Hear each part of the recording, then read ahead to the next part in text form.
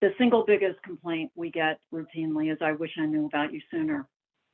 And for people who are suffering from chronic illnesses and then advancing to hospice care, it continues to be such a misunderstood and an underplanned benefit. But the biggest challenge is the lack of adequate reimbursement, in my mind, for the work. I mean, one of the biggest challenges. We're compensated primarily under, providers are compensated under Part B. Yet there are many models that would suggest that nurse and social worker-led palliative care programs are equally effective, yet there's no compensation for that. And that's probably even a lower cost model than a provider-based model. Secondly, I think we face some staffing challenges. We're not graduating or enrolling palliative care providers. So if the benefit is going to continue to support a provider-based model, we have to find a way to engage more people in the work and train them adequately for the work that they need to do. And then the third challenge, as I see it, is just the lack of adequate consumer and provider education and incentives to really access this service. We kind of see the world in three categories. There are people that we call warriors, and they are people who are going to seek active treatment until the moment that they take their last breath. There are what we call early adapters. Those are people who are very clear that they are going to move to a palliative and hospice treatment option early and often, and they're very clear about that. But the majority of us are what we call negotiators. And we want to understand, if we make this choice, what's going to happen, and if we make this choice, what's going to happen. And we play in kind of that wristband and negotiation, which is why palliative care conversations are so important to have on an ongoing basis.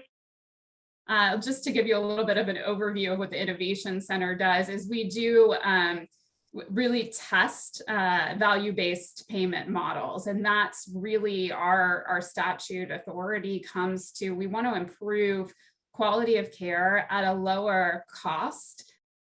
And then when we talk about education, I think it's really education at the right time in right. in the Medicare beneficiary's life, to be able to hear, receive, process, and make decisions about the care that they want to receive. And sometimes that it often happens in the face of illness, and when you've got a lot thrown at you, that can be very challenging. But too early can also be a challenge if that's just not something somebody's thinking about. We talk a lot about palliative care in the community, but in reality, the only sort of defined palliative care benefit that exists within Medicare is in the context of the hospice benefit. Palliative care is broader than hospice. Hospice includes a form of palliative care, but what doesn't exist is the ability to receive palliative care in any organized way outside of the hospice benefit. First of all, I think it all starts with a unified definition of what palliative care means outside of the hospice benefit, a floor that would guide everybody who wants to provide that benefit and use those words. The other part of it is to allow individuals to receive this palliative care, which I generally define as interdisciplinary, generally community-based care, and absolutely not only for the patient but also for the family.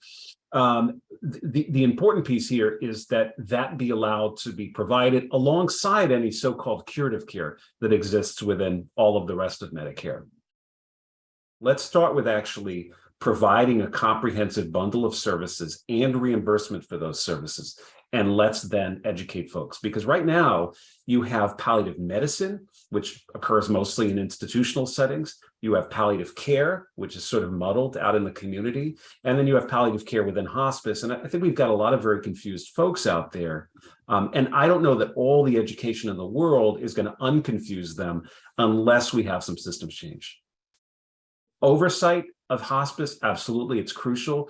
But I would also say oversight of that more amorphous palliative care term, which, although defined, is not all that's being provided out there right now in the private market.